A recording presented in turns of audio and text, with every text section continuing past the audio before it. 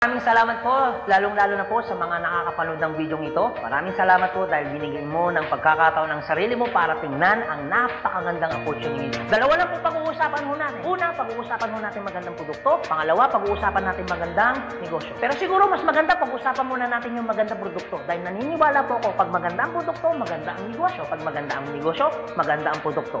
Ang maganda po dito sa product na pag-uusapan natin, ang involved health. Kung tatanungin ko po kayo, maganda bang negosyong health? Kung iisipin mo, magandang negosyong health, pero at the back of your mind, hindi ka sigurado kung magandang health. Sige, tingnan natin. Kung tatanungin ko po kayo, importante ba sa tao ang health? O sobrang importante? Alam mo kung bakit ko tinanong yan? Simple. Pag tinanggal ko ang tao, may health. Pag tinanggal ko naman ang health, may tao. Ngayon uulitin ko, importante ba sa tao ang health? O sobrang importante? Kung sobrang importante sa tao ang health, anong ibig sabihin? Nagiging importante na rin sa tao ang business mo. Dahil ang business mo, health. Since tao po pag-uusapan po natin, naniniwala po ba kayo na ang tao may katawan? Oo naman. Kung tatanungin ko po kayo, importante ba sa tao ang katawan o sobrang importante? Kung sobrang importante sa tao ang katawan, what if mapabayaan ng tao ang katawan? So ano nangyayari? Nagkakasakit. Pag nagkakasakit ang tao, anong ginagawa? Nagpapadoktor, nagpapacheck up, nagpapagamot. Kung nagpapagamot ang tao, anong binibili? Siyempre, gamot. Ang gamot, gastos hindi. Siyempre, gastos. Pag hindi mo ginasusan, anong mangyayari sa sakit? Siyempre, lalala. Pag lumala ang sakit, anong mangyayari sa katawan? Siyempre, manghihina. Pag nanghina ang katawan, akala ng iba, katawan lang ang nagkakaproblema. Pero hindi na alam, apektado ang trabaho. Pag apektado ang trabaho, apektado ang kita. Pag apektado ang kita, ang pinaka-naapektuhan sa lahat, yung pamilya. Ang pinakamalupit na naapektuhan pa sa tao, yung pangarap mo. Sabi daw nila, madali raw kitain ng pera pag masipag at matyaga. Opo, tama po, madaling kitain ng pera basta masipag, matyaga. Pero ito naman sasabihin ko sa'yo, the moment na magkasakit ka, madali rin ubusin ng sakit ang pera mo. Lagi ko po ito sinasabi, anin mo ang limpak-limpak mong salapi kung punong-puno ka naman ng sakit. At ang pinakamahirap po dyan, wala na nga ang pera, mahirap na nga, may sakit pa. Yun ang masakit. Since present ang sakit, ano ngayon ang gagawin mo para hindi magkasakit? Simple, wala ka ng choice. Uulitin ko, wala ka ng choice. Kailangan mo nang uminom ng food supplement. Alam kung bakit? Marami ng kumpanya ng tayo. Marami ng pharmaceutical ng tayo. At hindi naman nila i-inventoyin ang mga produktong yan kung hindi kailangan. Bakit? Kasi kailangan mo na talaga. Ngayon, pwede mo sabihin sa akin, teka lang Anthony, food supplement? Gastos yan eh. Opo, gastos nga ang food supplement. Pero ito naman sasabihin ko sa'yo, di bali nang gumastos ako, at least healthy naman ako. Bakit? Pag nakakasakit ka ba, ano bang ininom mo? Di ba gamot? O tanong, gastos hindi. Di ba gastos? Kung ikaw tatanungin ko, anong gusto mo? Gumagastos ka na healthy ka? O gumagastos ka, may sakit ka? Paras na gastos. Ang malupit mo niyan, every time na gumagastos ka, may sakit ka pa. Komportable ang katawan? Siyempre hindi. Sabihin na natin gumagastos ka dito, at least healthy ka naman. Ang pinakamaganda sa lahat. Bukod sa healthy ka na, business mo pa. Dahil business mo pa, kumikita ka pa. Ang pinakamaganda sa lahat. Bukod sa healthy ka na, kumikita ka pa. Bukod sa kumikita ka na, healthy ka pa. Ano ngayon ang pakiramdam na bukod sa healthy at kumikita ka na, nakakatulong ka pa? Maganda o napakaganda? O sige, pag-usapan naman natin yung magandang negosyo. Maaaring nagustuhan mo yung product, maaaring bibili ka ng product. Pero yung totoo, gagawin mo kayong negosyo. Kasi bakit? Pag business ang pinag-uusapan, hindi naman kasi lahat ng tao business-oriented. Karamihan ng tao is career-oriented. Alam mo kung bakit? Marami kasing tao na pagdating sa business, ang dami niyang perspective. Ano mo isa sa mga perspective ng tao pagdating sa negosyo? Una, wala akong pera. Pwede mo sabihin sa akin, teka lang Anthony, wala naman akong pera. Kanina, nung pinapanood mong video nito, wala kang problema. Pero ngayon, may problema ka na. Ano? Pera. Pangalawa, ang maaaring problema mo, wala akong time. Pwede mo sabihin sa akin, teka lang Anthony, okay yung negosyo kaso nga lang wala akong time. Walang kaso. Pero mayroong mas worse. Wala ka nang time. Wala ka pang pera. Pangatlo, maaaring itong problema mo. Teka lang Anthony, okay yung business kaso nga lang hindi ko yan alam. Hindi ko yan hilig. Hindi ko yan linya. Ew. Pero ito yung totoo. Marami naman tao sa labas na ginagawa niya linya niya, ginagawa niya hilig niya. Pero tanong, kamusta ang buhay? Sabihin na natin hindi mo to hilig. Sabihin na natin, hindi mo dito niya. Pero ito sasabihin ko, kung ito naman ang magpapabago ng buhay mo, bakit hindi mo siya ninyahin? Pang-apat, maaaring ito isa sa mga problema mo. Teka lang Anthony, okay ang business. Kaso nga lang, risky yan. Naku, malulugi lang ako. Ang pinakamalupit, hindi mo pa tinatayo negosyo mo, feeling mo, lugi ka na. Ang matindi niyan, ano malulugi sa'yo? Di ba sabi mo, wala kang pera? Eto tanong, kung problema mo ang pera, problema mo ang oras, problema mo dahil wala kang alam, kasi iniisip mo baka malugi ka, ito sasabihin ko, hindi lang naman to ang una or pangalawang pagkakataon na pwede kang ma-involve sa business. Kung yan ang problema mo, bakit? Pagdating kayo ng panahon, yan pa rin kayo problema mo. Pag-usapan po natin ang life cycle. Naniniwala ka bang may life cycle? Oo naman, importante po ang life cycle. Kasi po, hindi po magiging balanse ang mundo pag walang life cycle. Isa sa mga dinadaanan ng tao ng life cycle, yung pag-aaral. Kung ikaw magkakanak o magkakanak pa lang, pag-aaralin hindi. Siyempre, pag-aaralin. Kawawa naman yung bata pag hindi natuto, hindi marunong magsulat, hindi marunong magbasa. Pagkatapos mag-aral, anong susunod? Siyempre, gagraduate. Pagkatapos graduate, anong susunod? Siyempre, magtatrabaho. Pero pansinin mo to. Meron po mga tao hindi nakapag-aral, hindi nakagraduate, pero nagtatrabaho. Bakit? Isa sa mga life cycle po na dinadaan ng tao, kailangan po magtrabaho. Etong tanong, gusto niyo po ba habang buhay nagtatrabaho? Siyempre, hindi. Gustuin niyo man po magtrabaho ng 60 to 65 years old, wala na ho kayong choice. Ang sasabihin ng boss mo, you're out. Bakit? Anong tawag po doon? Retire. Pag kayo po ba nag-retire, may pera wala? Siyempre, meron. Anong tawag mo doon? Retirement fee. Dahil ikaw ay nag-retire, ang trabaho, tuloy-tigil. Siyempre, tigil. Pag tigil ang trabaho, ang sweldo, tuloy-tigil. Siyempre, tigil. Dahil tigil ang trabaho, tigil ang sweldo, ang gastos, tuloy-tigil. Siyempre, tuloy. Dahil tuloy ang gastos, ang retirement fee na pinaghirapan mo, maubos hindi. Siyempre, pwedeng maubos. Para hindi maubos ang perang pinaghirapan mo, anong gagawin mo? Maaaring nag-iisip mo ngayon kung ikaw nakakapanood ng video nito. Maaari at siguradong maiisip mo ngayon, business. Ito tanong. Kung papasok ka ngayon sa business para hindi maubos ang pera mo, teka lang, akala ko ba, kanina, iniisip mo, teka lang Anthony, wala akong pera kasi mamumulan ako dyan. Pero ito sabihin ko, kung iniisip mo, kanina, wala kang puhunan, mamumuhunan ka kasi, di ba ganun din dito? Mamumuhunan ka rin. Di ba sabi mo kanina, wala akong time? Kung iniisip mo na wala kang oras, bakit? Pagtungtong mo ng 60, 65, may oras ka ba ba? Sabi mo kanina, wala kang alam. Pero tanong, bakit pagtungtong mo ng 60, may alam ka? Buong buhay mo nagtrabaho, hindi nag-business. Dahil wala kang alam sa business, anong mangyayari sa pera mo? Siyempre, mauubos.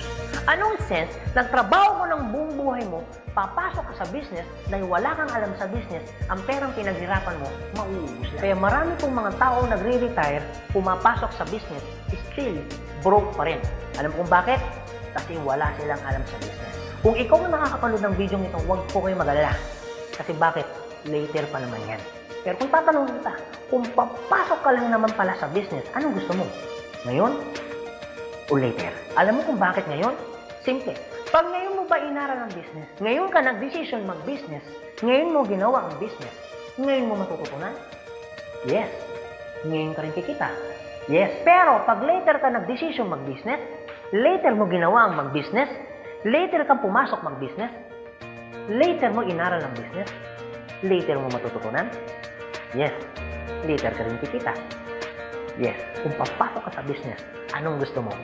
Ngayon o later? O sige Anthony, nagustuhan ko yung magandang negosyo, nagustuhan ko rin yung magandang produkto. Pero ito tanong, paano ko siya umpisan? Anong gagawin ko? Paano ako magiging membro ng AIM Global? Ganito po kasi yan. Una po, kailangan nyo pong bumili ng global package. Tanong, magkano naman ang global package? Ang global package po ay 7,980 pesos. Pero teka lang Anthony, mukhang yata ang laki. Opo, malaki po siya kung gastos. Malaki din po siya kung wala kang pera. Pero teka lang, kung negosyo ang pag-uusapan natin, 7,980, malaki o maliit?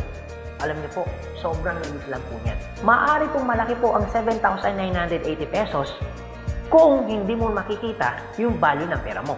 So kung gusto ko po mangyari, ipakita ko po sa inyo kung anong value ng 7,980 pesos mo.